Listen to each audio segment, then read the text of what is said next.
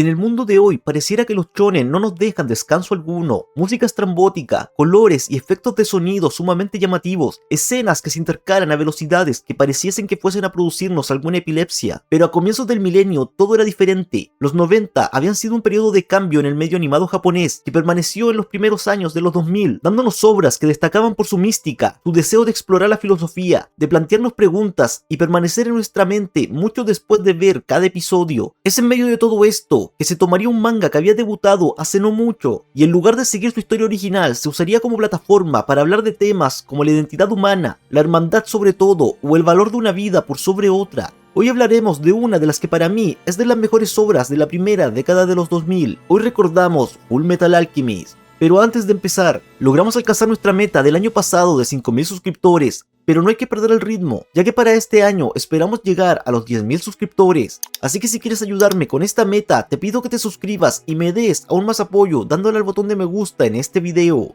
Ahora sí, y sin más espera, repasemos juntos esta gran obra de la historia del anime.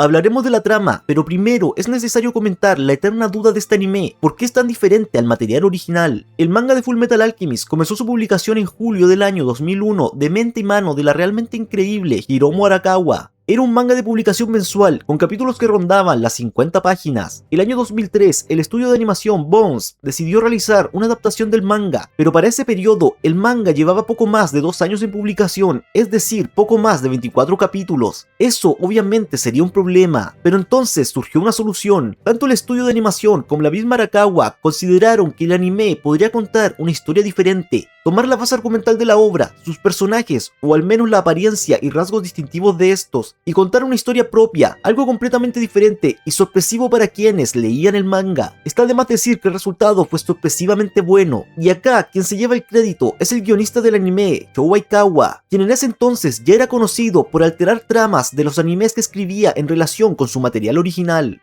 Ya solucionando este tema, podemos hablar de la trama, pero no solo eso, también de los diferentes temas que se abordan en esta historia original, ya que es una serie que trata sobre eso, sobre poner diferentes asuntos en discusión.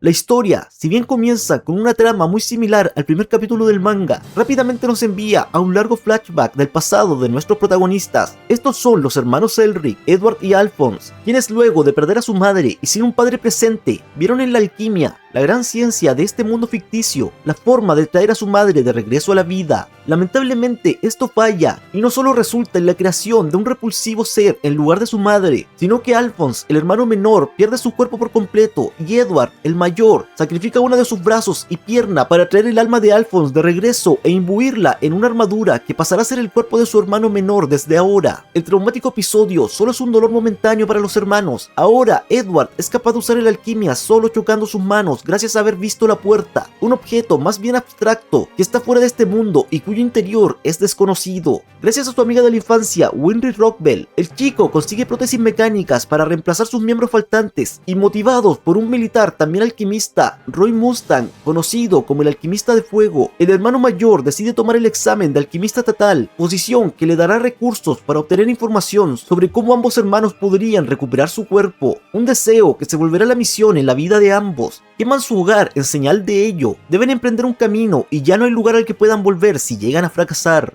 Hasta ahora la historia sigue muy de cerca el rumbo del material original, aunque es más cruda, y eso no es gracias a la trama en sí, es a causa de la animación. Los momentos y escenas recurren a distintos filtros visuales o piezas musicales que perfectamente nos introducen en ambiente. Además de eso, muchas veces la serie hace uso del silencio, nada más que eso. Quizás unas frases cortas o gestos que son devorados por ese silencio que no es un vacío, nos está diciendo algo, nos dice que no hay esperanza o que la hay, que nuestros personajes están concentrados o meditativos o tantas cosas que es fascinante pensar cómo se transmite tanto con prácticamente nada. Es algo que el shonen moderno ha perdido. Pero regresemos a la historia. Luego de algunas aventuras menores, los hermanos llegan a la capital de su país, Ciudad Central. Ahí ambos pasan al cuidado del alquimista de la vida, Joe Tucker, mientras Edward se prepara para su examen. En ese tiempo los hermanos se hacen muy cercanos a la hija pequeña de Tucker, Nina, y la historia es conocida. Y de hecho, si quieren escuchar escuchar más de ella, tengo un video hablando de este episodio en mi sección, episodios que sí o sí debes ver antes de morir. Pero en resumidas cuentas, Tucker usa a su propia hija para sus experimentos, lo que lleva no solo a los Elric a la desesperación, sino que a Tucker a prisión y a su hija a la muerte en manos de un misterioso hombre con cicatriz. A pesar del trauma, la vida sigue, como siempre para los Elric, y ya con Edward como alquimista total bajo el apodo del alquimista de acero, los hermanos descubren un objeto casi mítico, la piedra filosofal,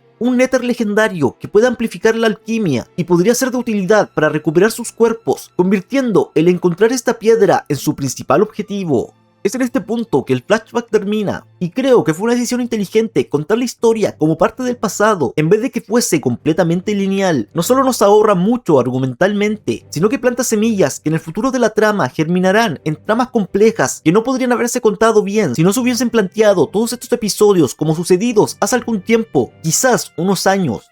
En la actualidad, Ed y Al descubren que la piedra fue usada durante la guerra de Ichbal, un conflicto donde su nación invadió y devastó una pequeña nación pacífica, y quien la usó fue un alquimista llamado Marco. Los hermanos encuentran al hombre e incluso lo salvan del peligroso hombre de la cicatriz, y aunque el doctor Marco les revela la ubicación de información sobre la piedra, su vida llega a su fin a causa de la información que conocía. Y acá nos desviaremos otra vez para hablar de los homúnculos. En la historia original, los homúnculos representan los pecados, o más bien deseos, del villano principal de la obra, Padre, pero en esta versión los homúnculos tienen otra narrativa. Ellos son seres nacidos de intentos de resucitar a los muertos, son pecados contra la naturaleza y su personalidad así lo muestra. Se dice en la misma serie más adelante, no importa cuánto los eduques, siempre se terminarán inclinando hacia el mal, pero su naturaleza no es solo perversa, y es que estos seres nacieron de humanos, entonces, ¿no lo son aún? ¿Qué hace a un homúnculo tan diferente? Los humanos también desviamos nuestros caminos hacia el mal, y es cierto que tenemos sentimientos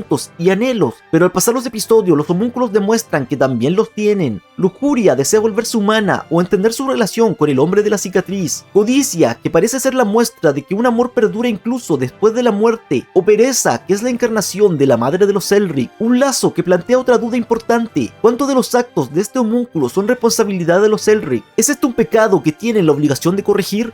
Gracias a la información de Marco, los Elric descubren que el ingrediente para crear la piedra son vidas humanas, además de la existencia del laboratorio secreto número 5, donde eran enviados prisioneros para ser usados como material para la piedra. Esto plantea otro asunto de enorme gravedad. Ese sistema perverso quiere decir que hay altos mandos del gobierno implicados en esto. Los hermanos invaden el laboratorio, donde descubren la naturaleza de los homúnculos. Además, luego de esta trama, un amigo cercano de los hermanos y que se ha ganado nuestro cariño, el teniente coronel Max Hughes, es asesinado por el homúnculo Envidia al haber descubierto información relacionada con el gobierno. La muerte de Hughes es uno de los momentos más recordados de la serie, no solo por su emotivo funeral, sino que porque se había ganado nuestro cariño, siempre con su sonrisa relajada y el eterno amor a su esposa o la adoración a su hija. En esta versión, los Elric eran llamados por el teniente coronel como hermanos mayores de su hija, y el personaje se nos volvió tan familiar que su muerte deja un vacío que duele y dolerá hasta el último episodio. Además, este es el momento en que el anime y el material original se separan completamente.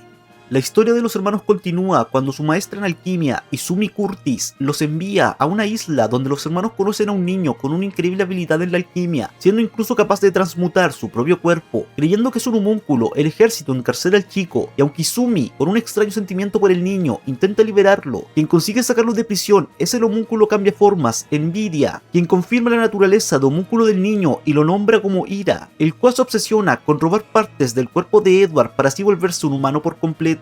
Esta aventura lleva a los hermanos a encontrarse con Dante, una anciana la cual fue la maestra de Izumi en la alquimia, pero la visita se ve interrumpida cuando Alphonse es secuestrado por el homúnculo Codicia, quien al ver su plan fracasar luego de la interrupción del gobierno, decide ir al lugar donde nació, la mansión de Dante, donde este ve como la anciana ha tomado posesión del cuerpo de su sirvienta, Lyra, además de poseer la única debilidad del homúnculo, los restos del humano original del que fue resucitado. Edward llega a escena y en una batalla intensa logra vencer al homúnculo y acabar con su vida, aunque esta no era la intención del alquimista. acá nos desviaremos para hablar de 3 personajes. Primero, del homúnculo Ira. Este nació gracias al deseo de Izumi de resucitar a su hijo fallecido, resultando no solo en la creación del homúnculo, sino que también en la pérdida de muchos órganos de Izumi para pagar el coste de la transmutación, lo cual la tiene a puertas de la muerte. Ira, en esta versión, es un personaje de diseño e historia completamente originales, dando al personaje de Izumi un trasfondo mucho más interesante. La relación entre ambos es compleja, ya que para ella es una criatura que mezcla amor y culpa, mientras que para Ira todo su sentir está bloqueado por una sensación de resentimiento y miedo, tanto con lo que él cree que le pertenece o merece para volverse humano, como el terror que siente por la puerta, ya que a diferencia de los otros homúnculos, para crearlo Izumi usó los restos de su hijo. Es por eso que este homúnculo es el único que no es afectado por esa debilidad. Otro del que hablaremos será de esta versión del homúnculo Codicia. Tanto acá como en su material original comparten la misma apariencia y habilidades, pero la diferencia es su historia. En esta versión, Codicia fue creado por Dante para intentar resucitar a un amante fallecido, y aunque Dante olvidó ese sentimiento, para Codicia ese siempre estuvo ahí. Es quizás el anhelo de cumplir ese amor la mayor de sus ambiciones. Puede que muchos no lo sepan, pero en un OVA se nos explica tanto el trasfondo como la creación de Codicia, así como su muerte, que fue provocada por él mismo luego de ver a Dante, y quizás entendiendo que jamás podría cumplir su ambición, prefirió no esquivar el ataque de Edward que lo llevaría a la muerte.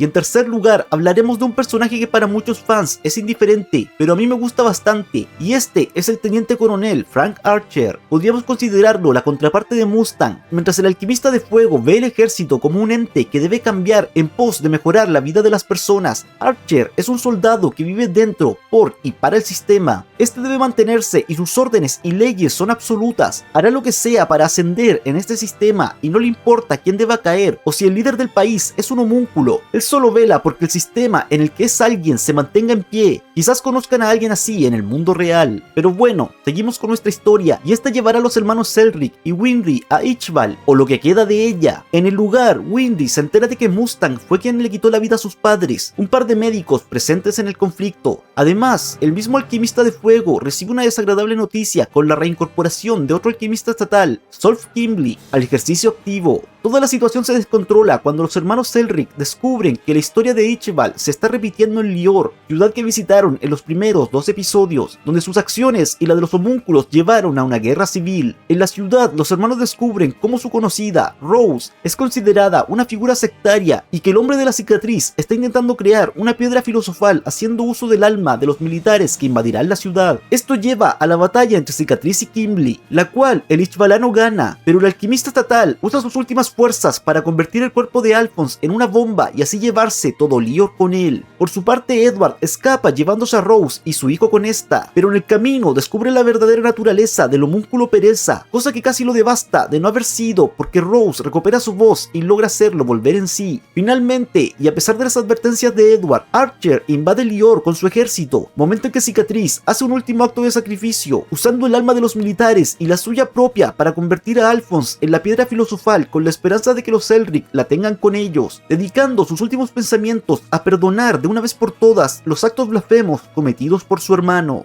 Nos daremos un tiempo ahora para hablar del hombre de la cicatriz, conocido sencillamente como Cicatriz. Primero, es importante decir que en todas las versiones este es un gran personaje, pero la diferencia radica en el concepto propio del personaje, o más bien cómo se trata argumentalmente este concepto y su evolución. En el material original y la serie de 2009, Cicatriz es un guerrero, un fantasma del pasado de Ichbal que viene por venganza y luchará contra quienes consideren los causantes de su caída en desgracia. En esta versión, su relación con su hermano es más amena. Su hermano le salvó la vida entregándole su propio brazo y lo ve como un ejemplo, una figura de admiración a pesar de todo. Pero en la versión de 2003, Cicatriz no es tanto un guerrero vengador como si un espectro, un recuerdo doloroso que, tal como su nombre indica, es una cicatriz en el pasado y conciencia social de Amestris que no puede ser cerrada. Parte como un guerrero vengador, es cierto, pero al evolucionar el personaje se da cuenta de que tal vez en este mundo tan injusto la historia está condenada a repetirse, pero de ser así entonces se repetirá bajo sus términos. En esta versión, su relación con con su hermano es más compleja. Ambos amaban a la misma mujer, pero esta escogió a su hermano, así que al perder la vida a esta mujer, su hermano sin dudas enloqueció, lo que lo llevó a cometer el mayor de los pecados y crear un homúnculo, una situación que se dio en el contexto de una guerra civil que más que nunca requería que la fe de los ichbalanos en su dios Ichbala estuviese firme, y ahí estaba su hermano mayor, rompiendo el mayor de sus tabúes. Es por eso que sus encuentros con los Elric son tan importantes en esta versión, no porque lo llevaran a unirse a un intento de revolución social y militar como en el manga original, sino que porque ven los Elric aquello que él creía olvidado, o más bien una mentira dada sus vivencias. Él mismo lo dice, esos hermanos Elric viven el uno para el otro. El ver a sus hermanos unidos siempre, en el dolor, la victoria, la derrota y en la vida en general, hacen a Cicatriz ver una esperanza que se refleja en sus momentos finales. No solo entrega el resultado de su trabajo en forma de una piedra filosofal a los hermanos, sino que perdona a su hermano, y es ahí, en ese momento, que consigue el descanso eterno, no porque muera, sino que porque había soltado la gran carga que es ese odio que no le permitía encontrar la paz.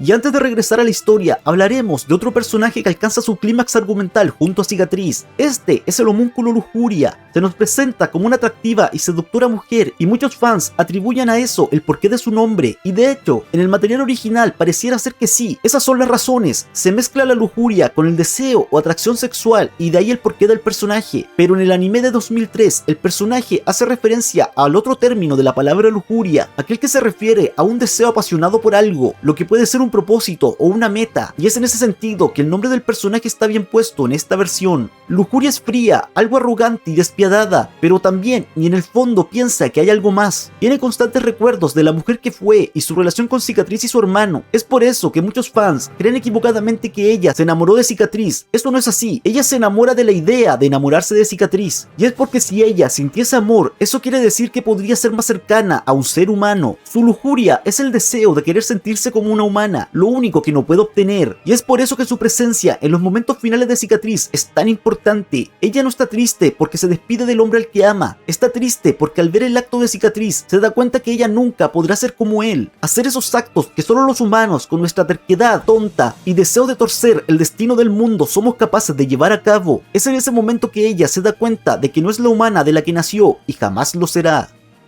Bien, siguiendo con nuestra historia, todos los personajes importantes llegan al mismo punto. Los Elric ahora son prófugos del gobierno y deciden volver a su pueblo natal buscando refugio. Mismo caso de Winry y la amiga de los Elric, Cheska, que han estado investigando la muerte de Hughes, y Mustang y sus hombres buscando a los hermanos, logrando encontrarlos y enterándose de la historia sucedida por boca de ellos. Ya de vuelta en el hogar de Winry, la gran sorpresa para los hermanos es el reencuentro con su padre, Hockenheim, para disgusto de Edward pero alegría de Alphonse, el cual logra tener una amena charla con su padre. Al día siguiente, Hockenheim desaparece y después de escuchar por boca de su hijo menor lo sucedido hasta ahora, se encuentra con Dante. Esta y el hombre fueron amantes hace 400 años y descubrieron la forma de crear una piedra filosofal y así traspasar su alma de cuerpo en cuerpo para conseguir la vida eterna. Aunque el hombre sabe la verdad, ambos están condenados, ya que cada vez que traspasan su alma pierden energía, haciendo que cada nuevo cuerpo dure menos que el anterior. Hockenheim ha venido para advertir a Dante que aleja a sus hijos de sus planes. Esto lleva a una confrontación entre ambos alquimistas, y aunque parece que el padre de los Elric tiene la ventaja, la aparición de Pereza con el rostro de su esposa fallecida hace que pierda la compostura y sea capturado. El momento es aprovechado por Dante, que invoca la puerta y envía a Hockenheim por completo, cuerpo y alma, a través de esta, haciéndolo desaparecer de esta realidad.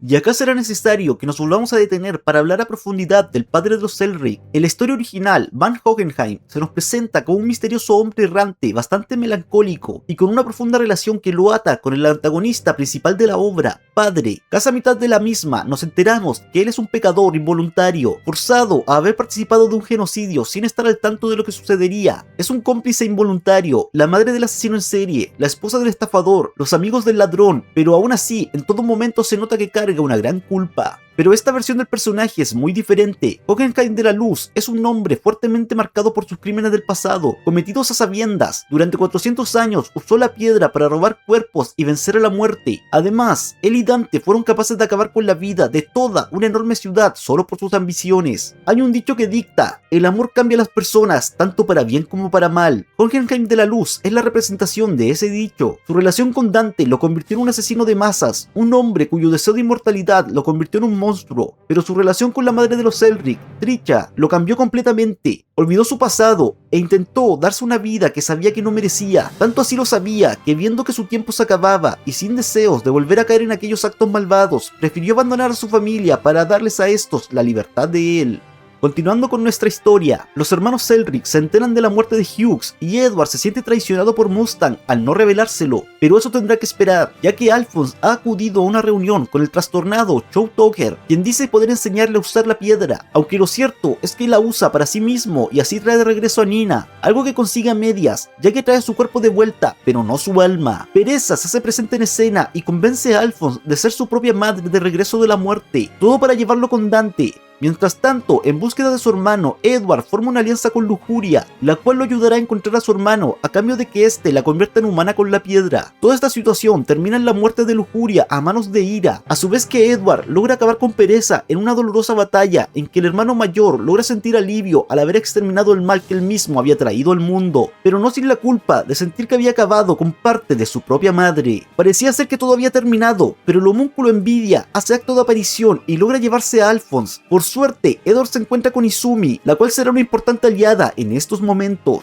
Por su parte, Mustang ha descubierto la verdad sobre el Führer y considera que sus ambiciones de liderar el país algún día no sostienen la culpa que siente por todas las vidas que ha cobrado el sistema que él mismo ha ayudado a mantener. Así que, aliándose con el alquimista del brazo fuerte, Alexander Armstrong, llevan a cabo un falso intento de golpe de estado, esto solo como una distracción para poder encontrarse a solas con King Bradley. Mientras esto sucedía, Edward e Izumi invaden los cuarteles de Central, donde se encuentran con un Archer que había sobrevivido a perder medio cuerpo cuando Cicatriz creó la piedra. Esa mitad fue reemplazada por un automail, pero su cordura está completamente quebrada. Gracias a Izumi, Edward logra escapar y encontrarse con Mustang y los falsos Elric, los cuales le entregan la ubicación del escondite secreto de los homúnculos en la ciudad bajo tierra de Central. Es en ese momento que Edward y Mustang se despiden, sabiendo que cada uno enfrentará una dura batalla. Es una escena emotiva, ambos se sonríen y por primera vez se ven como iguales. Es interesante este momento, ya que ninguno de los dos sabía que sería la última vez que se verían en muchos años.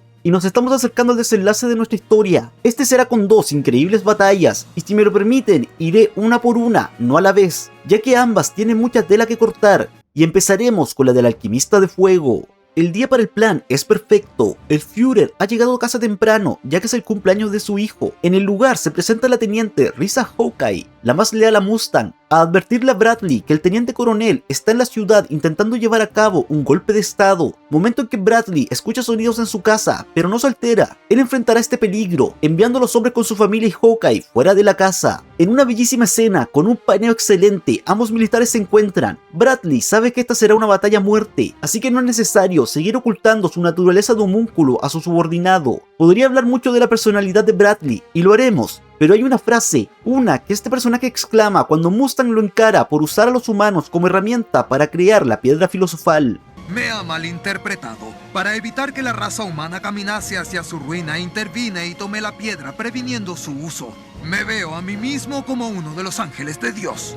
Esa autopercepción mesiánica es la que justifica su nombre de homúnculo como orgullo. Es un ángel y debe eliminar al demonio frente a él. La batalla es claramente dominada por Bradley. No importa cuánto su cuerpo se queme por las llamas, este siempre volverá. Y es así como logra tener a Mustang completamente a su merced. En ese momento, su hijo Selim aparece ante él. Trae en sus manos un tesoro que su padre valora como nada y que el niño no quería que fuese dañado. La reacción del Führer pasa de calma a enojo y luego a ira asesina, tanto que acaba con su hijo, revelando a Mustang la identidad de aquel tesoro. Este era el cráneo perteneciente al humano que fue usado para crearlo. La bala de plata que Mustang usa para por fin acabar con el hombre más poderoso de Amestris, incinerándolo a él y los restos de sus orígenes para siempre. Mustang se lleva la victoria, pero ha costado la vida de Selim, y peor aún, al salir de la mansión, el desquiciado Archer lo encuentra. Hawkeye logra acabar con el cyborg, pero no a tiempo para evitar que Mustang acabe herido en el suelo sobre un charco de su propia sangre.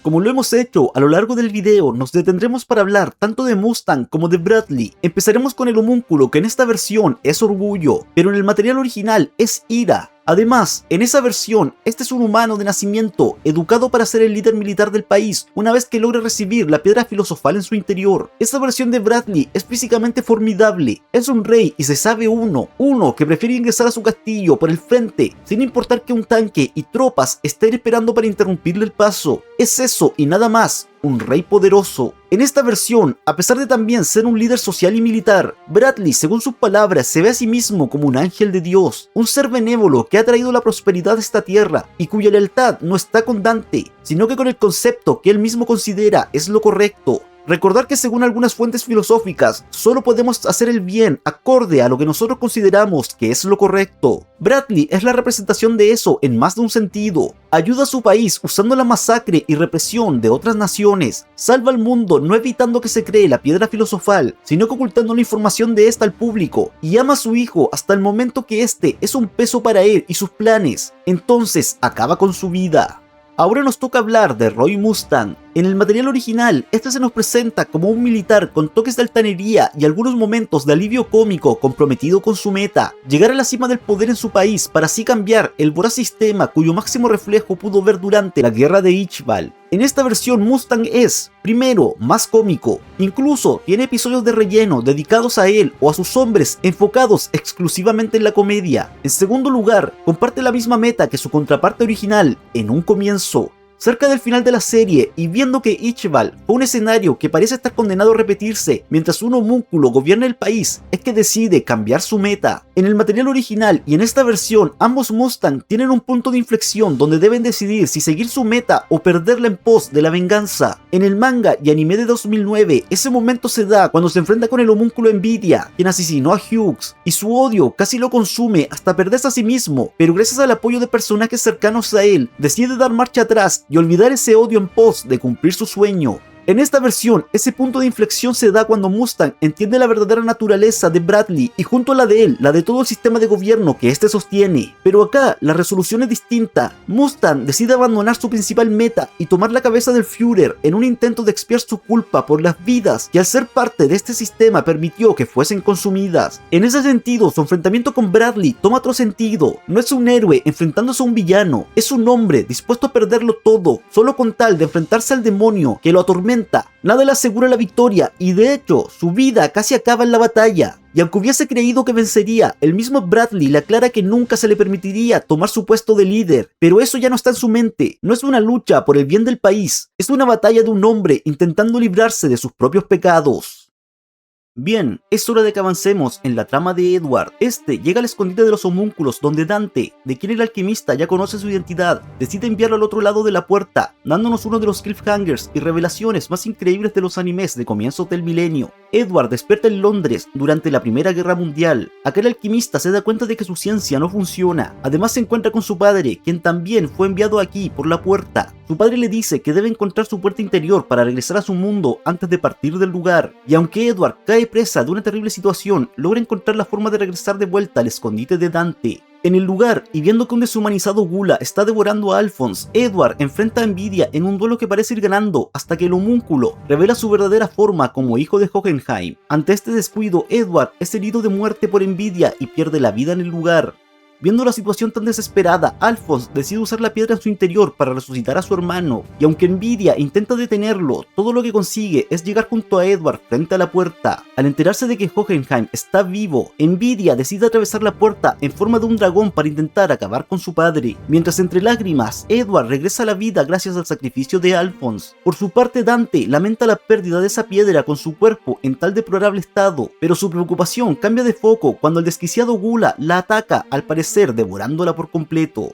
A pesar de volver a la vida, Edward no está dispuesto a que su hermano muera, así que haciendo uso de todos sus conocimientos, lleva a cabo una última transmutación, la última que se verá del alquimista de acero en este mundo en mucho tiempo.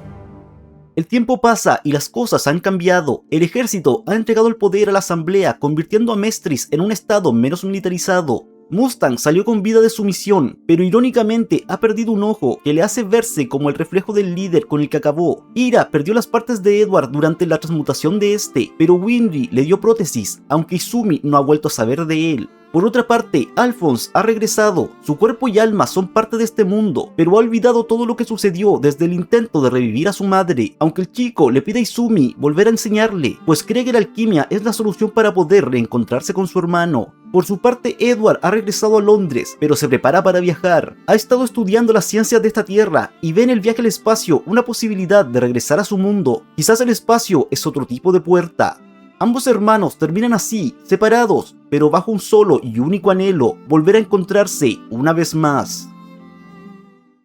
Bien. Antes de ir a las conclusiones, nos toca hacer nuestros últimos 3 análisis de personajes, y empezaremos con el homúnculo Envidia. En ambas versiones, el personaje tiene su nombre bien puesto. En el material original, este personaje tiene como verdadera forma una pequeña criatura, contraria a todo lo que representa el homúnculo, y cerca del final nos enteramos que este es literalmente la envidia que siente hacia los humanos, que a pesar de ser frágiles y débiles, son seres únicos. Sienten, odian pero perdonan, desprecian pero también aman, son capaces de tener todo aquello que él jamás tendrá. En la versión de 2003, Envidia destaca por su gran poder físico, siendo quizás el más fuerte de los homúnculos de esta versión, además de ser el primero, creado cuando Hohenheim y Dante intentaron resucitar a su hijo que falleció por envenenamiento de mercurio, y aunque al parecer hubo una época en que los tres llevaron una vida juntos, al ser abandonado por su padre, este albergó un gran odio hacia este, que se extendió a una obsesiva envidia por los Elric, a los que ve como los hijos por los que su padre lo cambió. Ese giro en la historia del personaje le da una gran profundidad. De hecho, es uno de los 3 homúnculos que aún permanece con vida al final del anime y que tendrá un papel interesante en la continuación de la historia.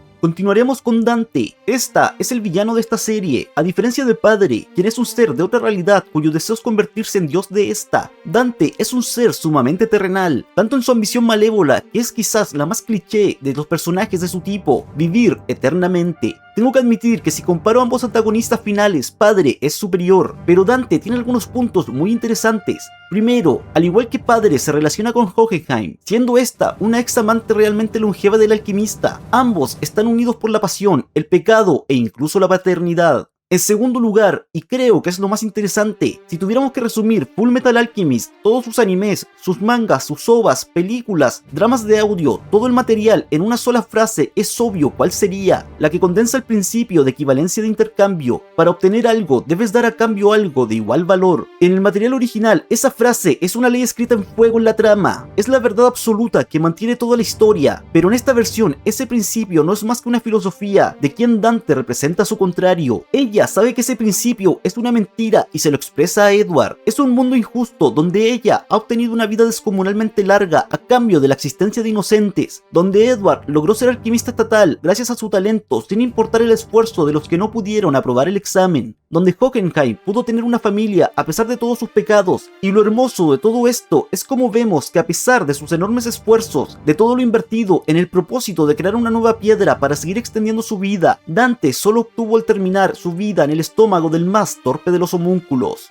Sé que quien haya llegado hasta acá me ha escuchado hablar demasiado. Estoy escribiendo la parte final del guión y viendo su extensión sé que será un video que quedará algo largo, pero vale la pena que hablemos del último personaje, nuestro protagonista, Edward Elric. Ambas versiones del personaje comparten muchas similitudes, pero difieren en cosas fundamentales que los transforman al avanzar en la historia en personajes completamente diferentes. El Edward del manga y anime de 2009 es un héroe más cercano al concepto occidental de esa palabra, un Superman o Batman, un personaje guiado por un propósito benigno, con códigos bien establecidos que jamás romperá sin importar lo que suceda en su vida. Pero esta versión del anime de 2003 es más cercana a conceptos orientales de personajes heroicos, un personaje cuyas acciones están enfocadas en propósitos benignos, pero aquí en las circunstancias lo pueden llevar a desviar su camino y, si es necesario, hacerse responsable de lidiar con las consecuencias de estas acciones. Es por eso que este Edward siente como responsabilidad acabar con la vida del homúnculo Pereza. Él trajo este mal al mundo y él mismo será quien lo destruya.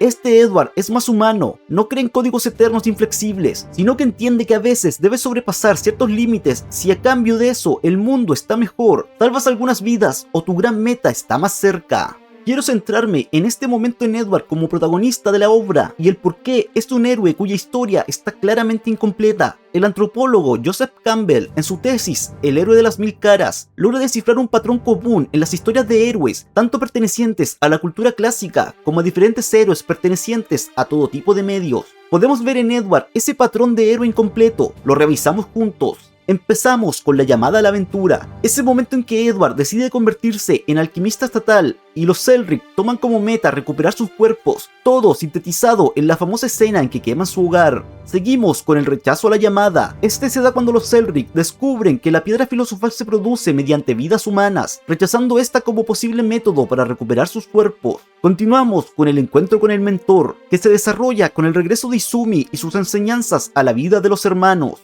La travesía del primer umbral se vive en el momento en que Edward acaba con el homúnculo Codicia. Es un momento de inflexión. Sin intención ha cruzado una línea que no deseaba cruzar, pero ahora que lo ha hecho, su voluntad de hacer todo por conseguir su meta se ha fortalecido. Su aventura como héroe continúa con las pruebas que atraviesa una tras otra desde ese punto en adelante. La aproximación a la caverna más profunda sucede cuando Alphonse es secuestrado por Dante y Edward decide ir y enfrentarse con el líder de los homúnculos. Esto es lo que lo lleva a la Odisea, donde Edward vive el clímax de su aventura, atravesando portales interdimensionales, perdiendo la vida, regresando y sacrificándose una vez más. Ese último sacrificio le entrega la recompensa. Alphonse regresa y él lo sabe, a pesar de que no puede verlo, sabe que su hermano ha regresado con vida. Pero acá nos falta algo, la última parte en el camino del héroe, el regreso a casa. Muy inteligentemente la serie deja sin concluir esa parte de la trama de nuestro protagonista, y eso tiene una razón, y es la misma razón del por qué no he analizado ni a Alphonse ni Winry, y eso es porque tanto el final de la historia, la conclusión del camino de nuestro héroe y los últimos análisis de personaje los dejaré para un posible video en que analicemos el gran final de esta serie, la película que lleva por título El Conquistador de Shambhala, un análisis que si quieres ver debes hacérmelo saber en los comentarios.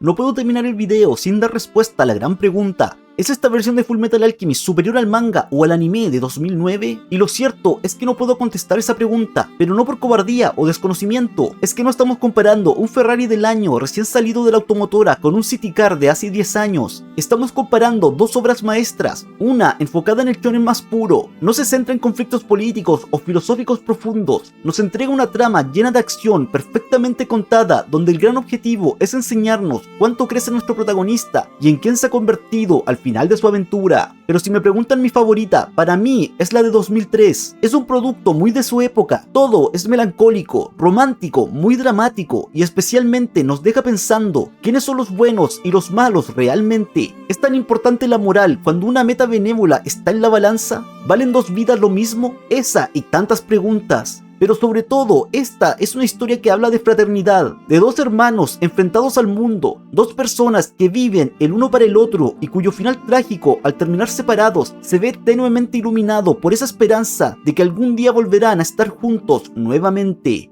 Te invito a que veas esta serie ahora mismo. Este resumen fue muy conciso, dejé mucho fuera y todo vale la pena de ser visto en esta historia. Es la invitación con la que quiero concluir este video. Esa, y que me des tu apoyo con un me gusta y tu suscripción si te gustó este video. Sin más que decir, me despido, dejándote invitado a ver otro video que te dejo en la cortina a continuación.